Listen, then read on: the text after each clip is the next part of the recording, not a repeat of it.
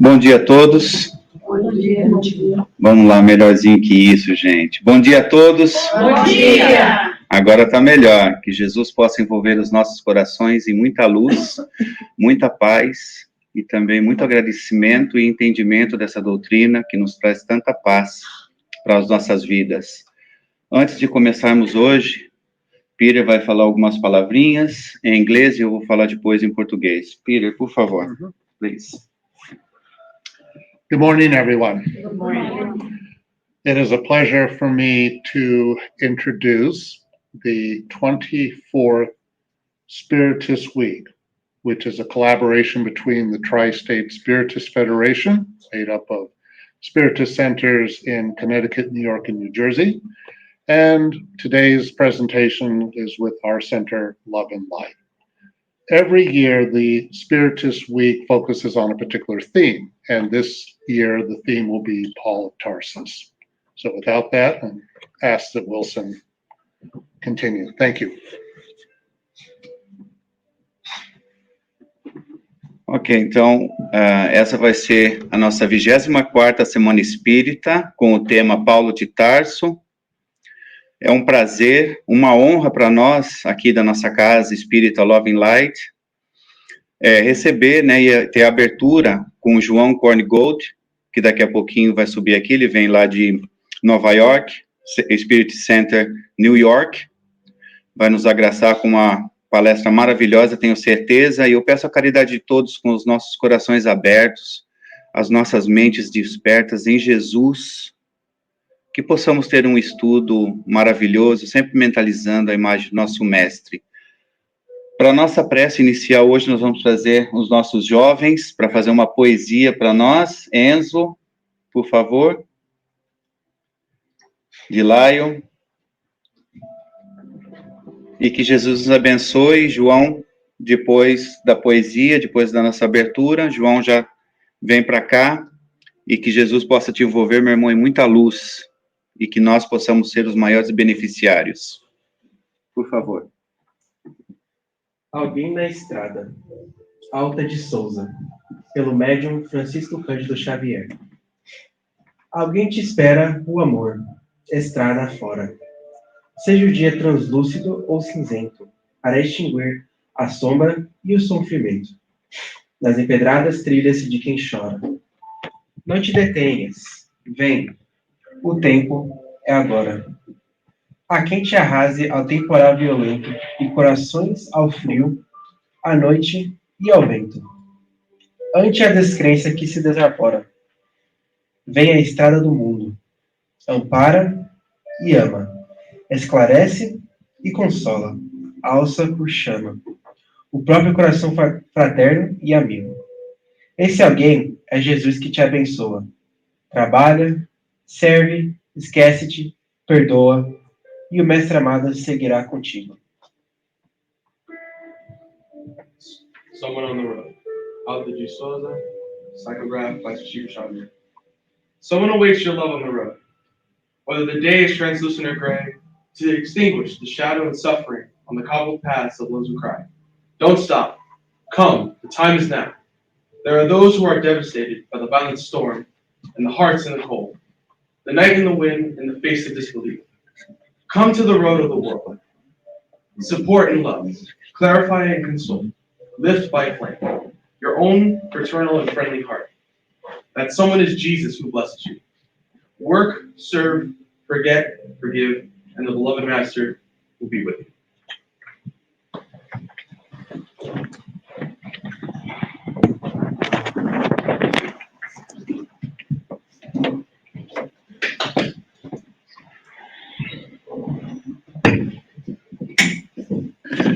Bom dia. Bom dia. É uma alegria muito grande estarmos aqui na abertura da 24ª Semana Espírita do Tri-State, que, na verdade, foi iniciada pela Mara Brandão, aqui a fundadora do Amor e Luz, junto com a Norma Guimarães, lá do Ponto de Luz em Astória, há 26 anos atrás. Durante 2 anos não teve, mas essa é a 24ª edição. Está sendo transmitida ao vivo, então bom dia também aos que estão de casa, boa tarde, boa noite aos que vão ver depois. É uma alegria muito grande novamente estar aqui com vocês. Então, como foi mencionado, o tema da Semana Espírita é Paulo de Tarso. Todos nós conhecemos Paulo de Tarso, melhor ou pior, dependendo do nosso aprofundamento no estudo.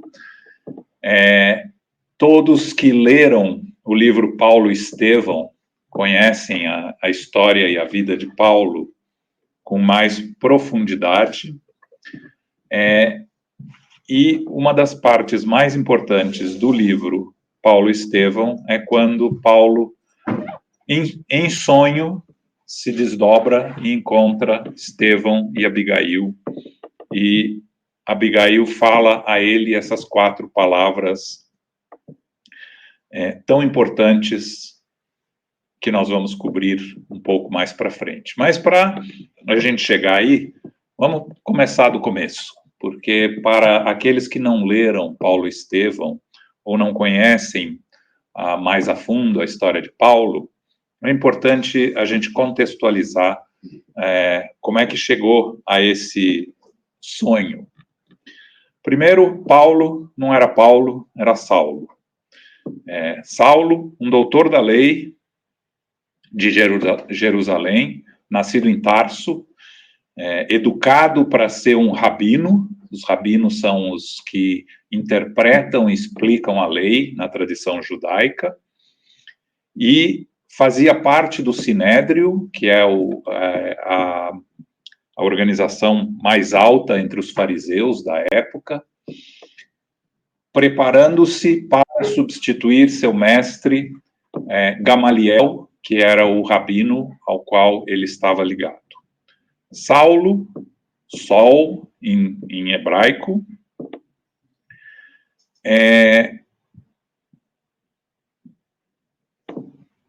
depois é escolhido por Jesus para ser o instrumento da divulgação do cristianismo.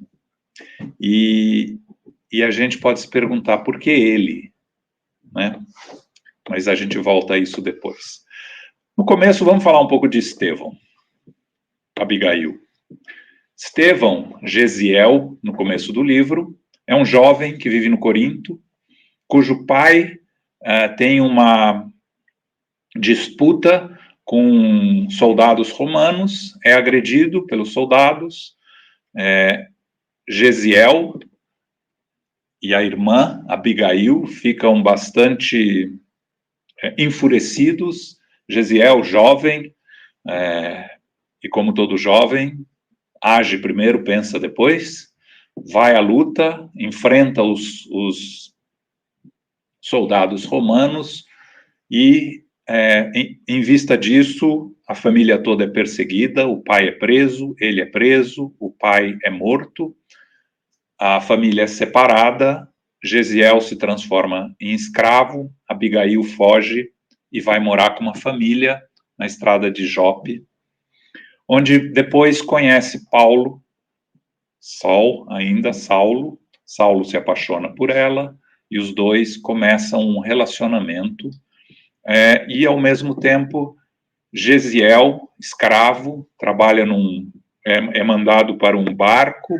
Nesse barco, um centurião romano adoece, ele dedica a cuidar desse centurião, cura esse centurião, uma doença, se não me engano, era lepra mesmo, não lembro, que não tem cura, ele cura, mas ele fica doente, o centurião dá a liberdade para ele, mas o joga ao mar. Ele é recolhido e levado à casa do caminho, onde Pedro e Tiago trabalhavam desde a crucificação de Jesus. Na casa do caminho, ele é tratado, curado e apresentado a Jesus. os ensinamentos de Jesus que ele nunca tinha ouvido falar, que é importante a gente pensar. O Corinto fica na Grécia, né?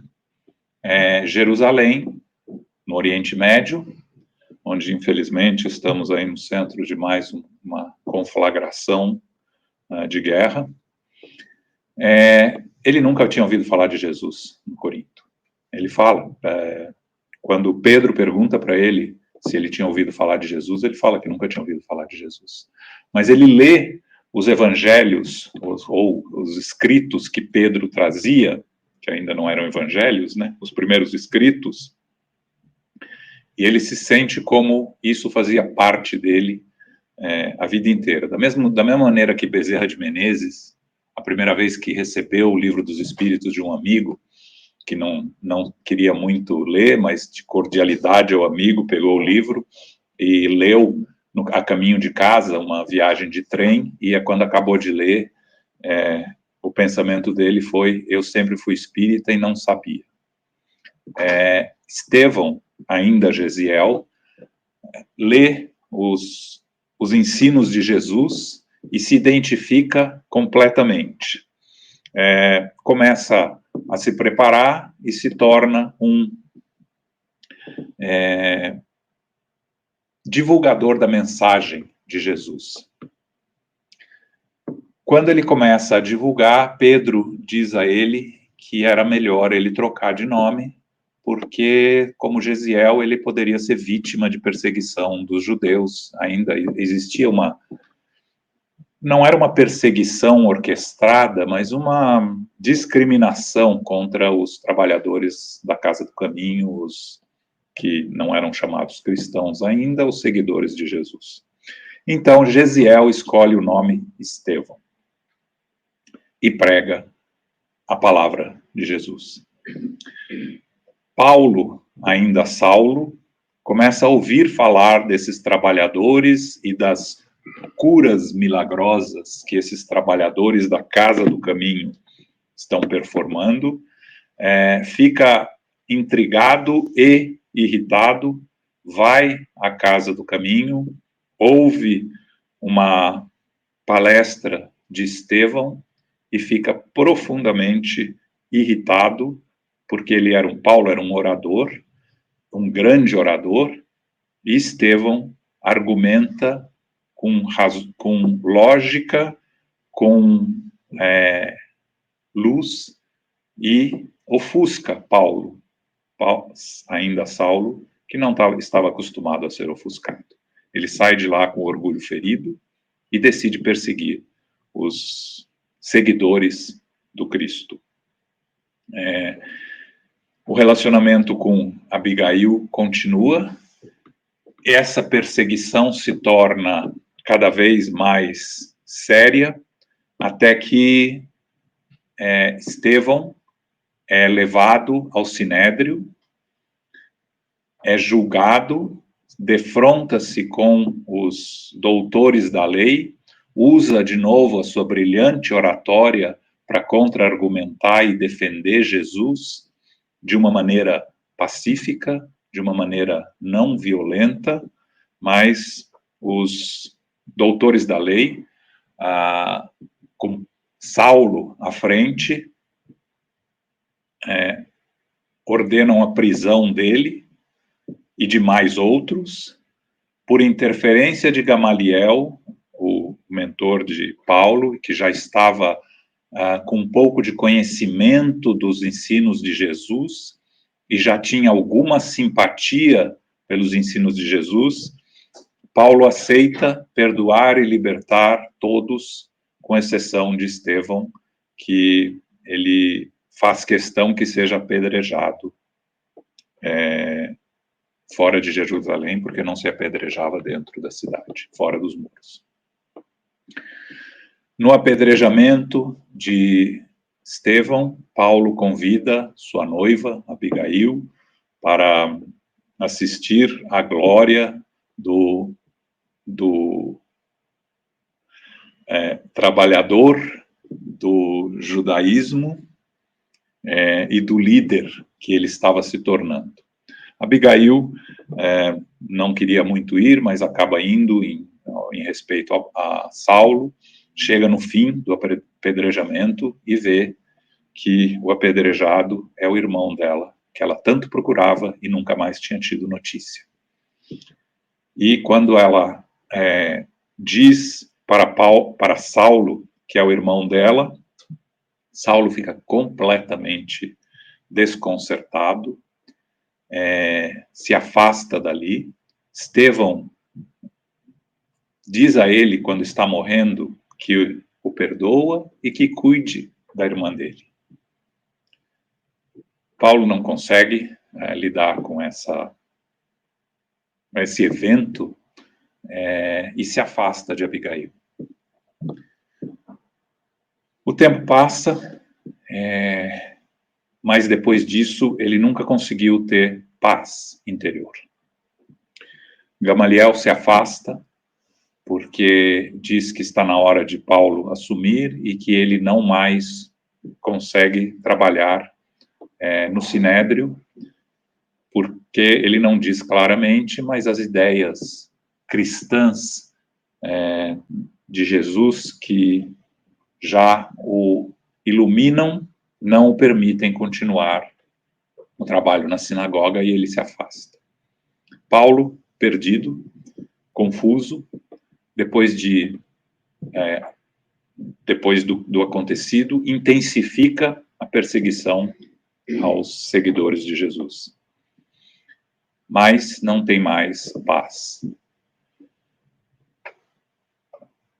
Depois de algum tempo, 6 meses, 8 meses, ele procura Abigail de novo, buscando talvez um entendimento com ela, talvez o remorso falando mais alto. Saulo encontra Abigail já doente, já muito fraca, mas encontra Abigail já seguidora de Jesus. Fala para Paulo que encontrou uma pessoa que levou os ensinamentos de Jesus a ela e que ela entendia o irmão e entendia as lições de Jesus. Ela também perdoa Saulo ainda, e Saulo sai de lá mais confuso ainda, com ódio desses seguidores de Jesus que destruíram a felicidade dele, o futuro dele, e decide perseguir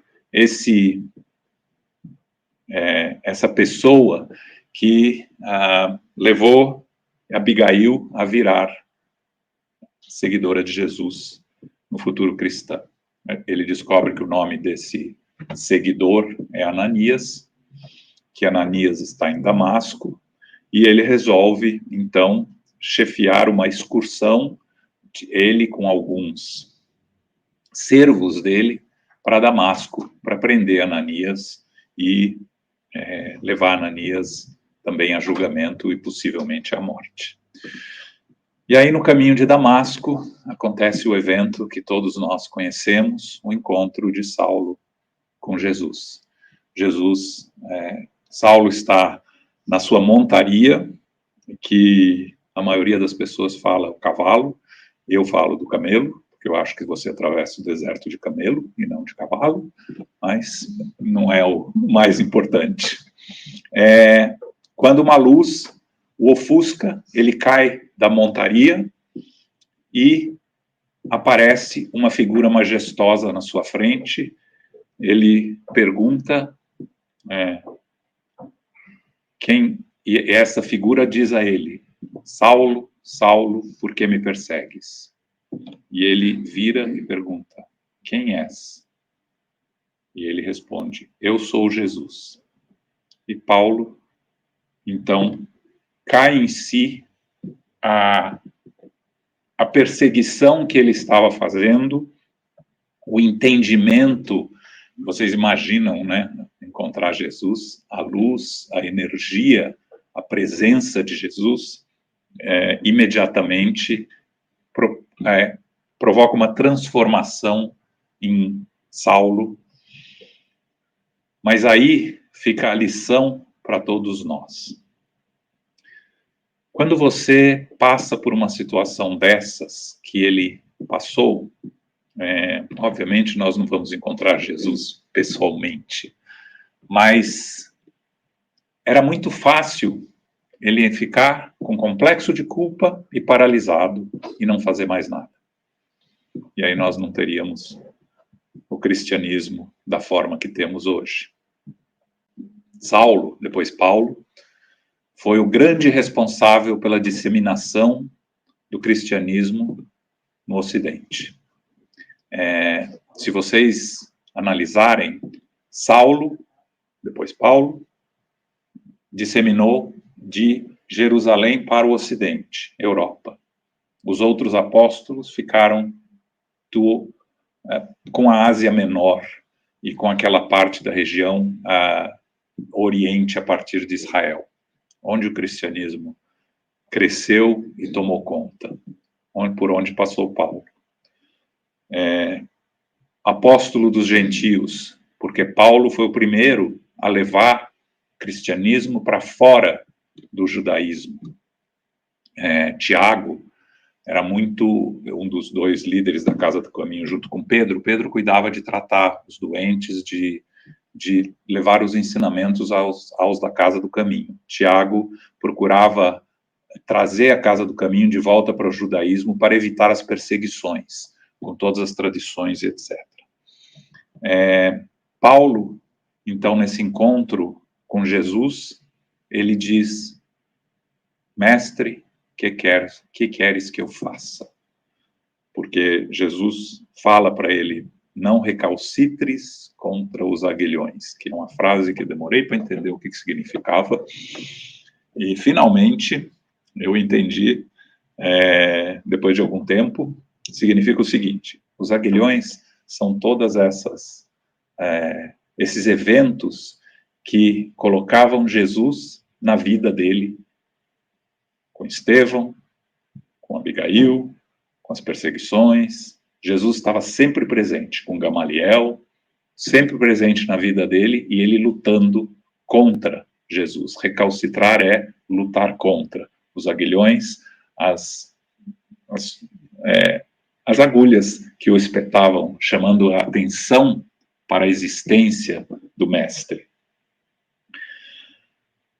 Saulo, então, é levado a Damasco, cego, e em Damasco ele fica 3 dias numa hospedaria, sem ninguém, sem nada, refletindo, e depois de 3 dias, quem vem buscar? Ananias. Claro, Jesus faz o trabalho perfeito sempre. O perseguido vai salvar o perseguidor.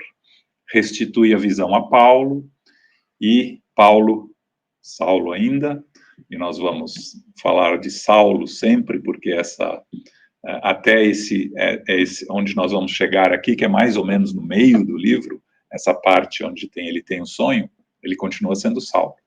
Ele vai se transformar em Paulo, na verdade,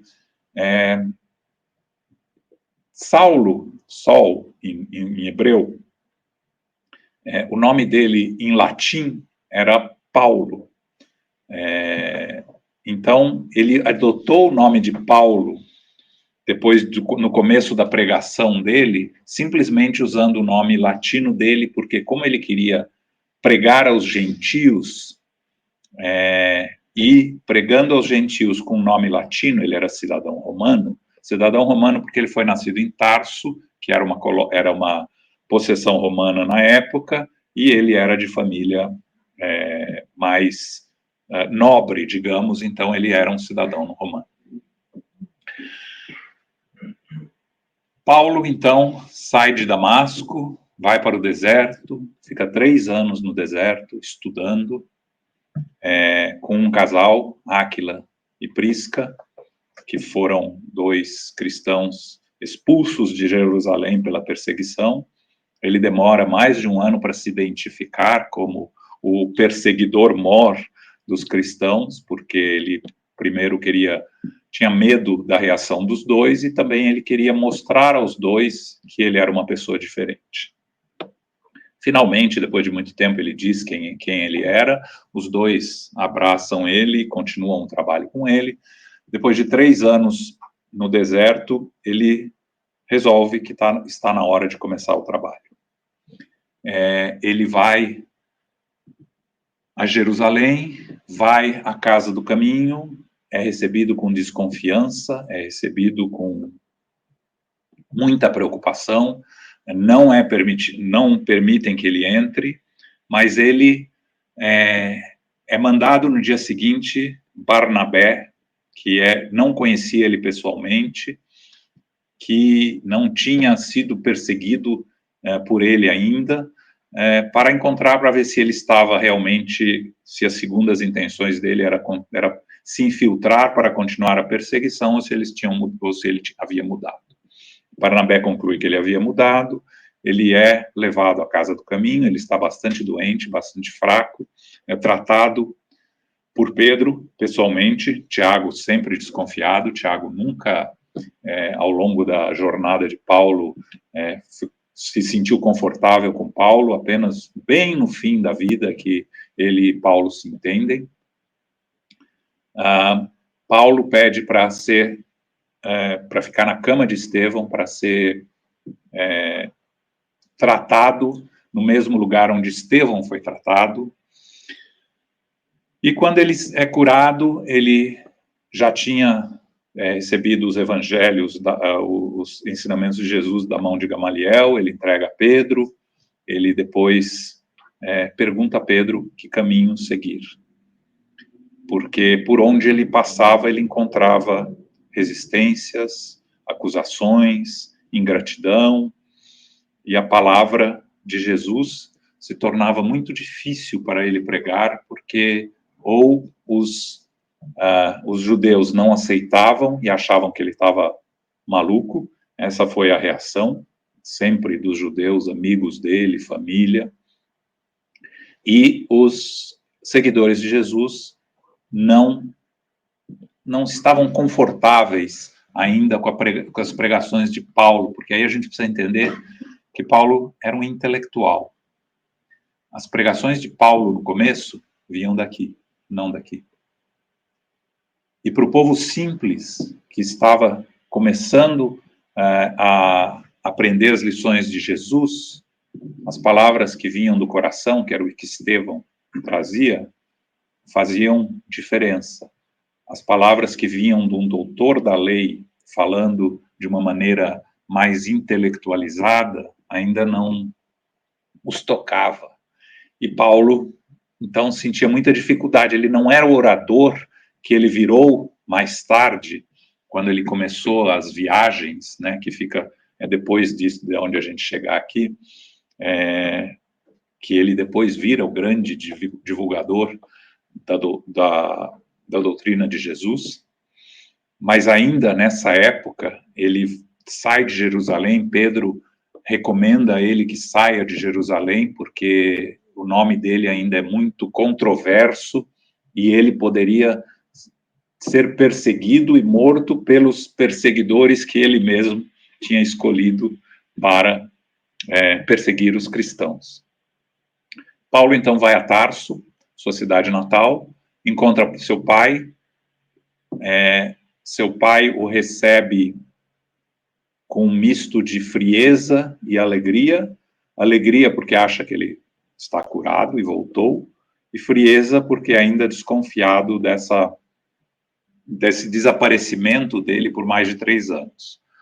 Paulo fala que o que aconteceu com ele, que ele segue Jesus, que Jesus é o Messias, que Jesus é o Messias prometido, e o pai dele fala para ele para escolher entre Jesus e ele, o pai.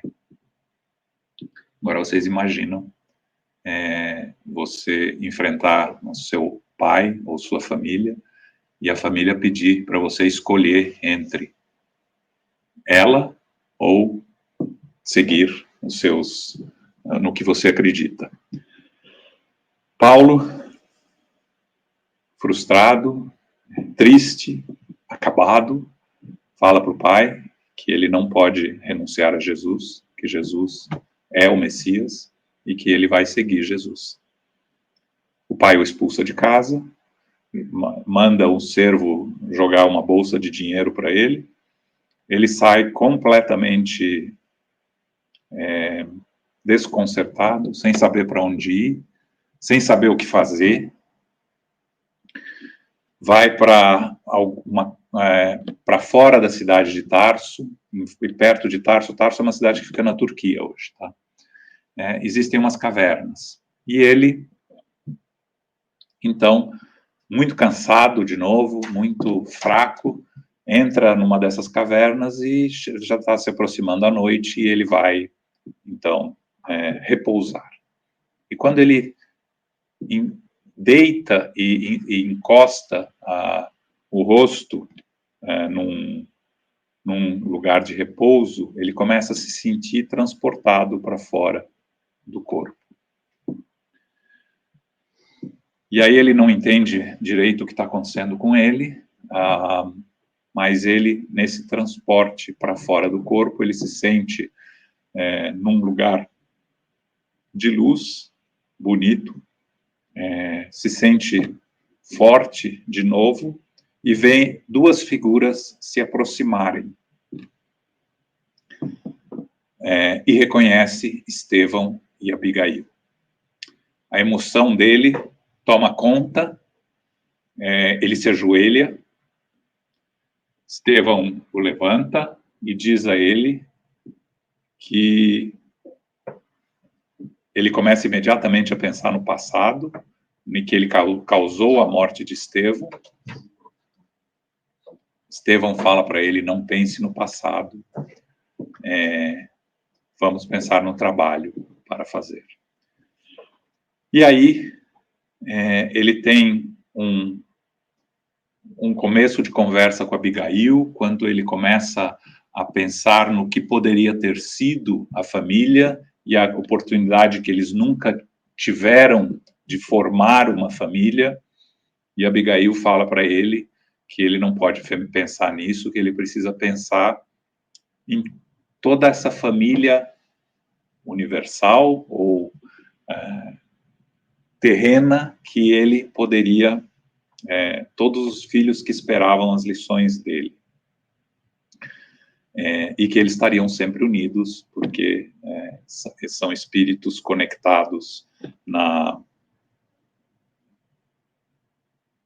palavra de Jesus. Então, quando vai se terminando esse encontro, ele percebe que está no fim, Paulo praticamente não conseguia falar. Aí ele começa a ficar ansioso de pedir conselhos, porque ele fala que está muito desalentado, muito cansado, lutando e sem conseguir nenhum resultado.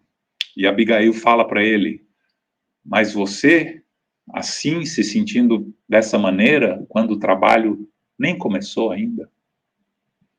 Imagine, né? E aí, então, ela vai dizer essas 4 palavras para ele, que eu resolvi trazer aqui como lições para nós, para a nossa vida. Porque se Paulo usou essas palavras como direção para o trabalho dele a partir desse momento, nós temos que refletir nessas palavras de Abigail para Paulo, como podemos usar e aplicar elas nas nossas vidas. Então, Paulo pergunta a Abigail, o que fazer para adquirir a compreensão perfeita dos desígnios de Cristo? De novo, Paulo, essa pergunta vocês veem que é uma pergunta, ele quer entender. A resposta dela, ama. Não é daqui, é daqui. Como é que a gente compreende os desígnios do Cristo? Ama. Vamos analisar essa palavra, ama. Amor existem 7 diferentes definições em grego da palavra amor. E isso é importante, porque amor é uma palavra, mesmo em inglês, love, que a gente conhece aqui também, é uma palavra limitada, porque a gente usa amor para tudo, né? Eu amo essa comida.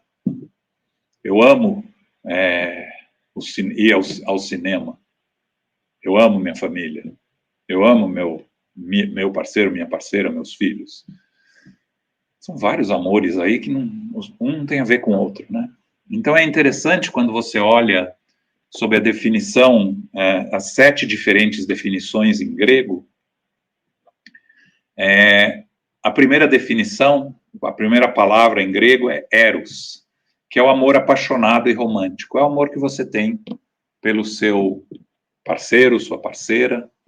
É o amor que a gente considera na palavra original do amor, no sentido original do amor, né? Que é quando você se apaixona por alguém e quer passar a vida junto com esse alguém. Esse é o amor que os gregos chamam de eros. Aí tem aquele amor que os gregos chamam de filia, que é uma amizade íntima e autêntica. É o amor que a gente tem pelos nossos amigos, aqueles amigos do coração, aqueles amigos que estão junto da gente nas dificuldades, nos problemas. Pode ser família, pode ser parentes, pode ser amigos. São aqueles espíritos que caminham conosco na eternidade, sempre dispostos a nos perdoar e a nos auxiliar. É uma outra definição de amor que os gregos chamam de filia. Aí eles têm uma palavra que é ludus, que é o amor lúdico e sedutor, que são aquelas paixões momentâneas que a gente tem, entendeu? Você sai, conhece uma pessoa, tem aquela paixão, tem um relacionamento de um dia, uma semana, um mês, 2 meses e acaba. É o que eles chamam de ludus, onde vem a palavra lúdico, é o amor passageiro, que a gente chama mais de paixão do que de amor, né? E às vezes não chama nem de paixão, chama de atração. Storge é o amor familiar incondicional. É o amor que a gente tem para aqueles membros da nossa família que vêm na nossa encarnação para trabalharmos juntos. Nós sabemos que as nossas famílias são sempre constituídas daqueles que temos que reajustar, aqueles que temos que ou educar ou ser educados por eles, são espíritos que não fazem parte do nosso relacionamento anterior, que vêm para a nossa família para alguma função específica, e tem aqueles membros da nossa família que já são parte do nosso relacionamento espiritual eterno, que já fazem parte do nosso caminhar à eternidade. Esses são esses membros do que os gregos chamam no storge, que é o amor familiar incondicional. Philautia, amor próprio. O amor próprio no sentido positivo e no sentido negativo, tá? Porque o amor próprio, você amar a si mesmo, pode ter 2 consequências. Você ficar mais egoísta e só pensar em você, que é o lado negativo do amor próprio, e você se valorizar, reconhecer suas limitações e imperfeições, mas ter um reconhecimento do seu valor, e somente amando a si mesmo você pode amar aos outros. Então, esse philautia é muito importante, esse amor próprio, no sentido positivo, é muito importante, com o cuidado sempre de não transformar em orgulho, vaidade, presunção, todos esses problemas que o amor próprio podem criar para a gente. Pragma, que é o amor comprometido e companheiro, uma definição que eu gosto muito de casal unido, parceiros unidos, já por algum tempo, quando a paixão deixa de existir naquele sentido daquela aquela necessidade de passar 24 horas por dia juntos e etc., quando o amor fica mais maduro, quando chega um ponto onde qual é o relacionamento entre os dois? É quando, em vez dos dois estarem olhando um para o outro, os dois olham para a mesma direção. Esse é o amor comprometido e companheiro que não necessariamente tem que ser com dois parceiros que estão juntos, mas com dois até companheiros de jornada. Como Paulo, se vocês lerem o livro, tinha com Barnabé, que era o companheiro dele das jornadas. E, finalmente, onde todos nós um dia gostaríamos de chegar, o famoso agape, que é o amor empático e universal.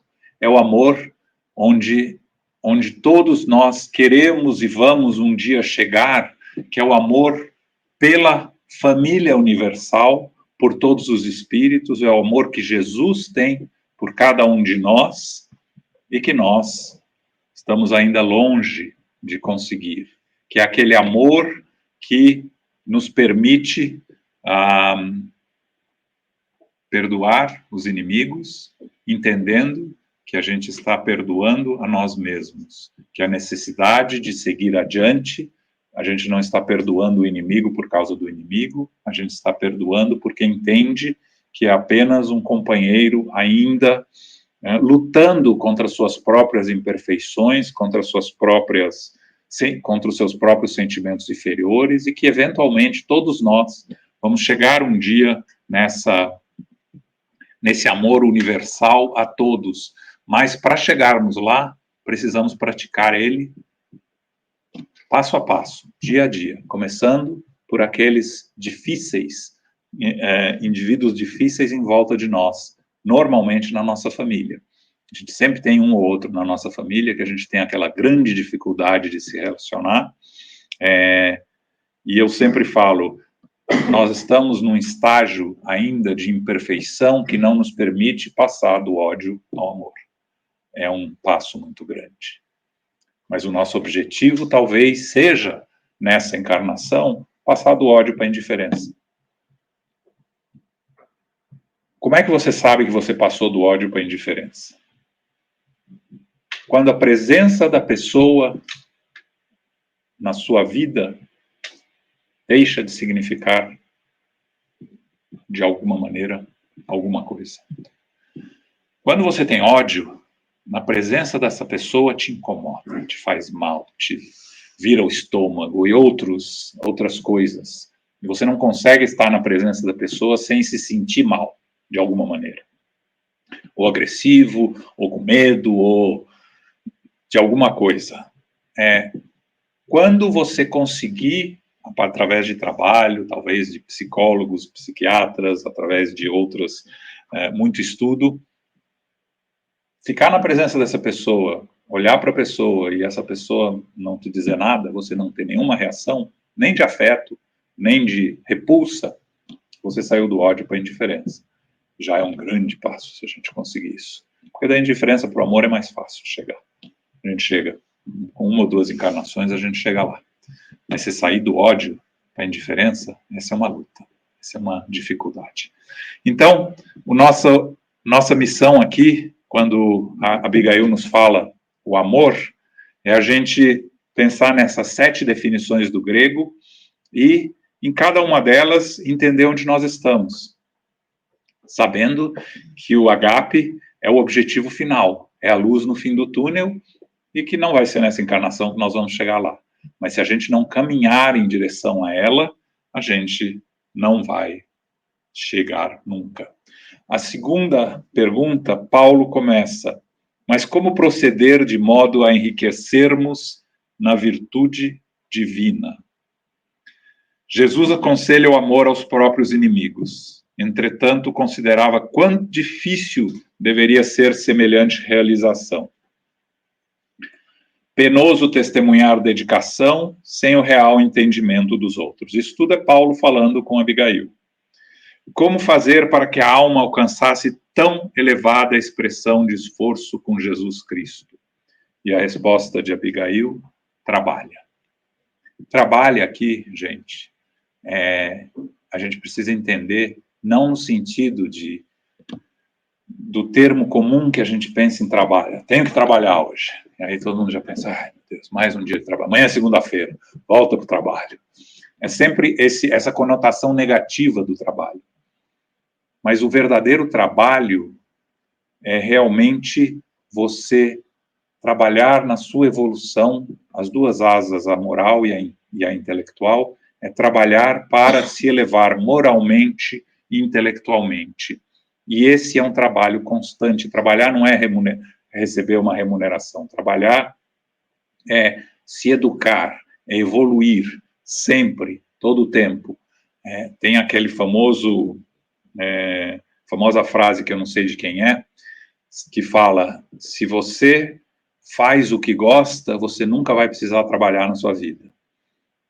Aí o trabalho no sentido que a gente conhece aqui de remuneração. Para todos aqueles que leram Nosso Lar, o governador do Nosso Lar trabalha mais de 200 anos sem parar. Como é que ele trabalha mais de 200 anos sem parar? Porque ele faz isso porque faz parte dele. Não é um trabalho no mau sentido que a gente tem aqui. É um trabalho no sentido de evolução para ele, e a gente só evolui fazendo caridade. Fora da caridade não há salvação, lema do Espiritismo.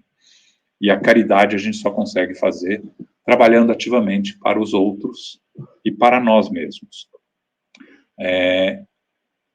Jesus nos falou, meu pai trabalha até hoje e eu trabalho também. Ele fala isso quando perguntam para ele por que ele estava trabalhando num Shabá, que é o dia sagrado dos judeus, que é separado para não trabalhar. Jesus fala que ele trabalha todo o tempo. Trabalhar todo o tempo significa isso, estar todo o tempo em atividade. André Luiz nos fala nesse livro Astronautas do Além, capítulo 7, todos os que lutaram e venceram, todos os que tombaram na sombra e se reergueram para a luz, sofrendo, lutando, construindo e renovando, nunca deixaram de trabalhar. De novo, a importância do trabalho no nosso dia a dia. Esse livro Astronautas do Além, eu já vi gente falando que acha que é mensagem de ET. Não é, não. São mensagens só dos espíritos. Os astronautas do além são os espíritos que estão no mundo espiritual que vieram nos trazer suas comunicações. No livro Voltei, Irmão Jacó, fala no capítulo 12, é imenso consolo pensar que a morte não interrompe o trabalho sadio e edificante. Então, a gente costuma brincar, né? Espírita não se aposenta, né? Não tem isso de parar de trabalhar. O verdadeiro espírita continua trabalhando aqui e lá, voltando para o mundo espiritual, sabendo que o trabalho sempre continua, oportunidades sempre aparecem. Então, essa palavra que Abigail deixa a Paulo, trabalha, Paulo levou até o fim dos seus dias, nunca deixando de trabalhar, mesmo quando se encontrava mais uma vez com doenças, dificuldades na prisão e todas as lutas, trabalhou sempre. Aí ele pergunta a Abigail, que providências adotar contra o desânimo destruidor? Porque lembre-se, ele se sentia completamente vencido, sem saber para que caminho tomar. E Abigail responde, espera. Espera aqui, gente, tem dois sentidos, tá? Espera de aguarde, confie, o resultado virá, mas principalmente espera de esperança. Tenha esperança no futuro. Confia em Deus, confia em Jesus. O desânimo destruidor. Você vê, a própria pergunta de Paulo já nos fala a consequência do desânimo. O desânimo nos destrói. A gente precisa lutar contra o desânimo. Então, quando a gente está fazendo o trabalho e não vê nenhum resultado do nosso trabalho, qual é a nossa reação? Desanimar, desistir. Outro dia eu estava vendo uma dessas comedinhas de televisão e o personagem principal falou, eu dei lá uma ajuda, uma esmola ali para aquele pedinte, e ele, em vez de me agradecer, ele me xingou. Falou, nunca mais vou dar esmola, para que fazer caridade? Não adianta fazer caridade se você tem essas reações ruins. Esse é o nosso espírito imperfeito nos falando, nosso ego, nosso orgulho, nosso egoísmo nos falando. Não é essa o que Abigail nos pede. É trabalhar sem esperar resultados imediatos. Trabalhar com esperança. Obviamente, o amar, trabalhar, esperar, a ordem tem que ser essa. Você precisa aprender a amar, você precisa trabalhar sempre no aprendizado de amar, mas nunca esperar resultados imediatos, recompensas terrenas, porque como Jesus nos falou, não queira que a sua mão esquerda veja o que a sua mão direita faz. O que é isso? Não queira ver os resultados do seu trabalho aqui. Trabalhe pela consciência tranquila e limpa de estar fazendo o melhor possível para a sua evolução moral e intelectual. Os resultados virão. A gente tem que esperar e ter esperança. Emmanuel nos fala no Ação e Caminho, capítulo 11, quem espera recebe a resposta de Deus. E no capítulo 4 de um livro que chama Espera Trabalhando, interessante, junta as duas das palavras de Abigail, ele nos fala espera servindo. Então, o espera aqui não é uma posição passiva. Deixa eu sentar e ficar esperando vir aqui o resultado de tudo que eu fiz até agora. Não. É trabalhar ativamente, esperando com esperança e sabendo que o resultado do trabalho, se trabalhamos a sério e trabalhamos com boas intenções, vai aparecer. Nessa vida, no mundo espiritual, na próxima vida, sempre vai ter resultado. Espera. É a terceira palavra que Abigail disse a Paulo. E, finalmente, Paulo tem outra série de perguntas para ela.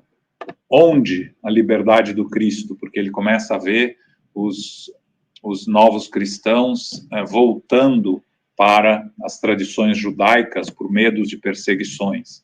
E onde, então, a liberdade que Cristo nos prometeu?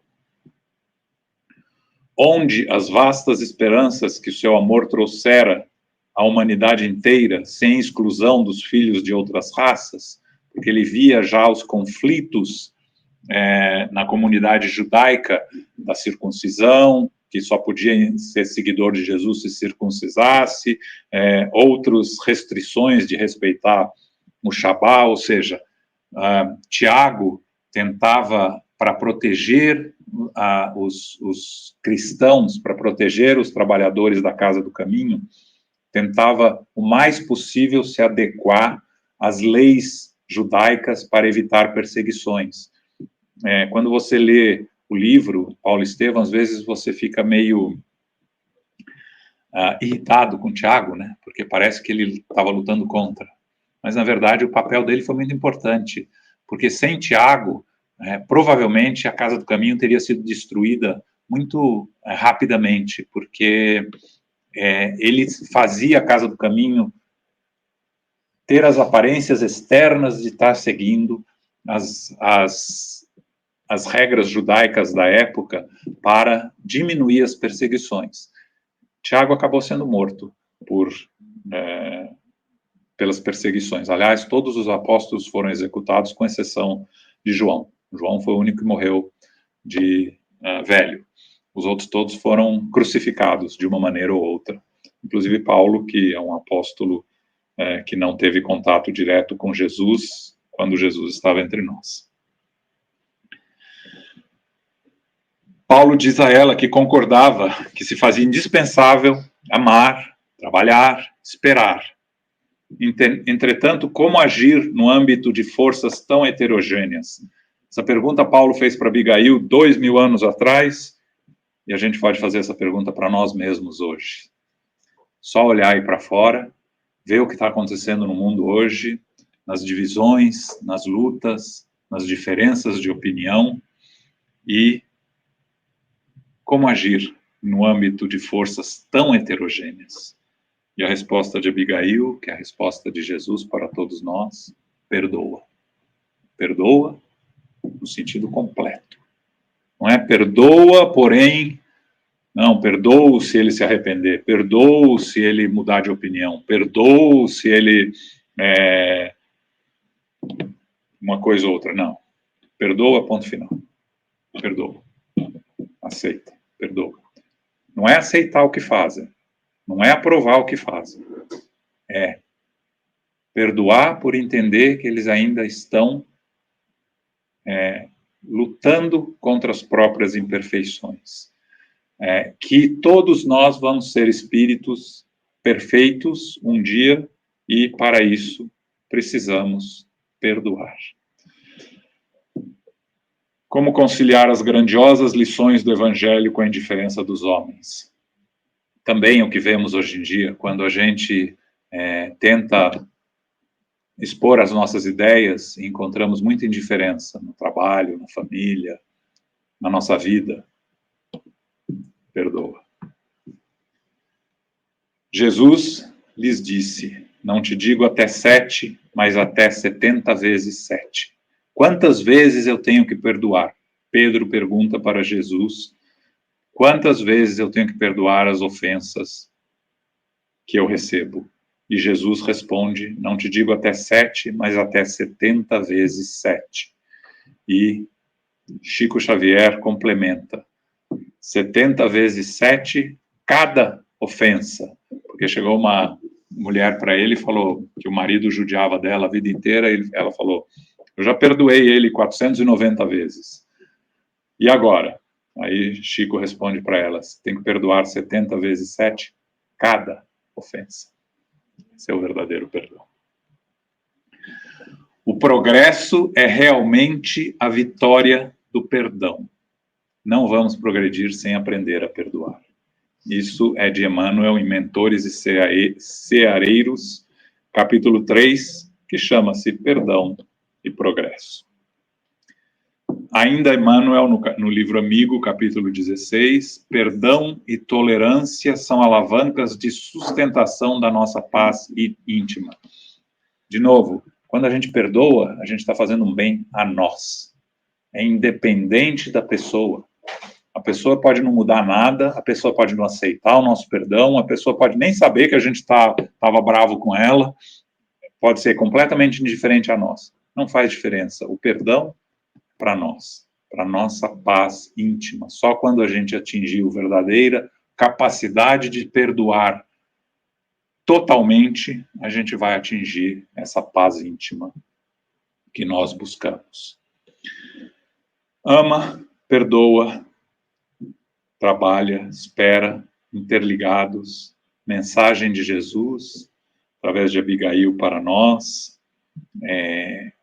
Quando começamos essa semana espírita, falando de Paulo, é importante termos essas 4 palavrinhas como lema de nossas vidas, como lema do nosso dia a dia, como necessidade fundamental para a nossa evolução. Então, essa era a minha mensagem para vocês. Obrigado pela atenção, obrigado a todos e espero que possam aproveitar essa semana. Temos eventos aí por todos os centros e culminando com Arthur Valadares entre nós na sexta-feira em Long Branch e no sábado em Newtown, em Connecticut. Se vocês ainda não se inscreveram, não percam a oportunidade. O Arthur é um grande divulgador das palavras de Jesus e do Evangelho segundo o Espiritismo, e vai ser uma alegria muito grande estar com ele no próximo fim de semana. Muito obrigado a vocês. Alguma pergunta, alguma questão, comentário? Desculpa, acabei tomando todo o tempo, não deixei nem espaço, mas tudo bem. Temos aí alguma pergunta, algum comentário? Estamos à vontade. Não? Então tá bom. Ou não entenderam nada, ou realmente Ou entenderam tudo. Ou entenderam tudo.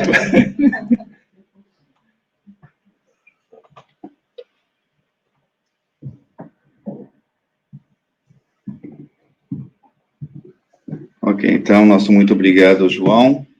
Agora nós vamos ter, daqui a pouquinho, a música. Tudo bem, Silma? Então tá bom. Tenho certeza que ninguém tem algum comentário. Uma palestra, um estudo tão bom desse, gente. Vocês não vão ter um comentário. Pergunta não. Apesar que Lucy está aqui, pode perguntar sim. E Peter também, se quiser perguntar em inglês, também pode perguntar.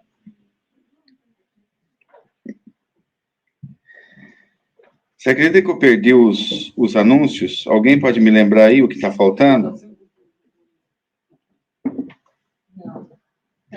Eu estou faltando a Feira do Bolo. Ainda tem bolo para vender lá fora, hein? Ai, brigadeiro com morango. Aí, brigadeiro com morango é o melhor que tem.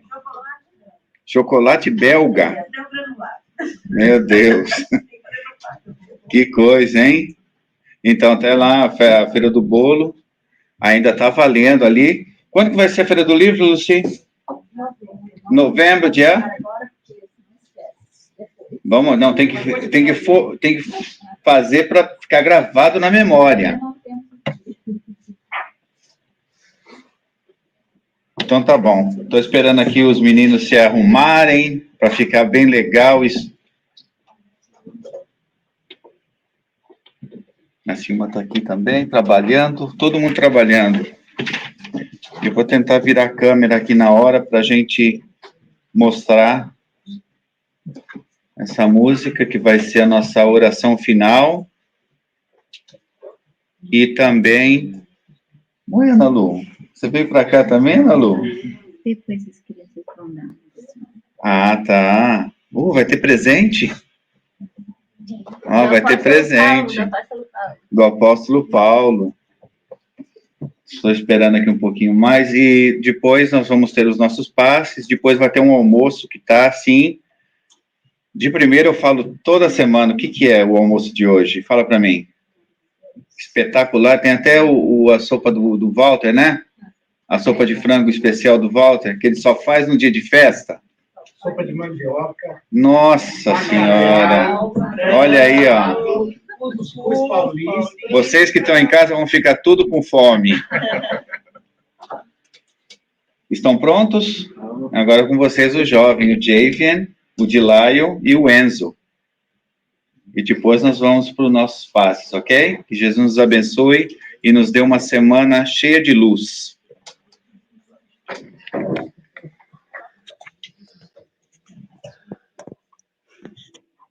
Então, pessoal, a gente vai tocar uma música chamada Realmente Lindo, por Tim Bernardes.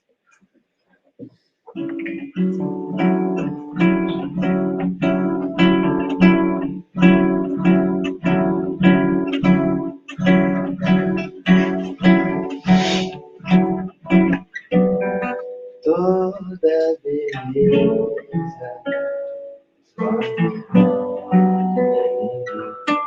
realmente se vai tristeza, por favor, saindo, quero ver sorrir. A novidade chegou. A saudade já foi embora. Adeus, eu já sei quem sou. Adeus, eu já vou. Vai ver, eu não vou voltar. Vai ver, eu já estou chegando. De longe pra cá, de perto pra longe. É lindo e legal estar com muita gente. Toda beleza amor é lindo, é realmente lindo.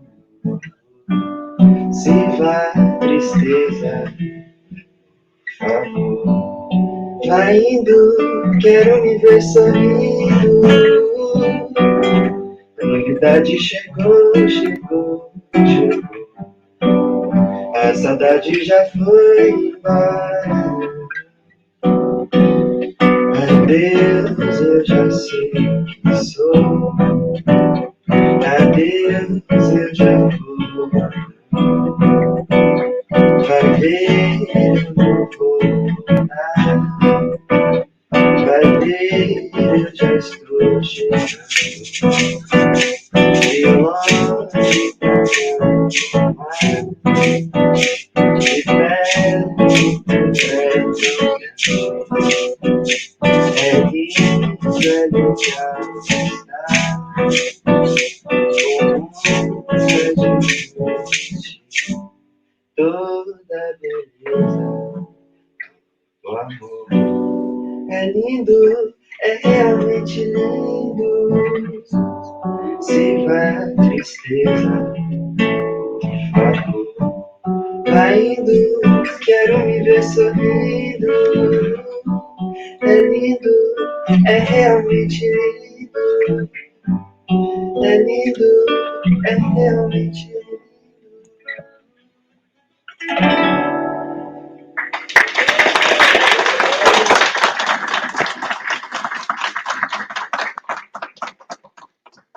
São vocês, viu?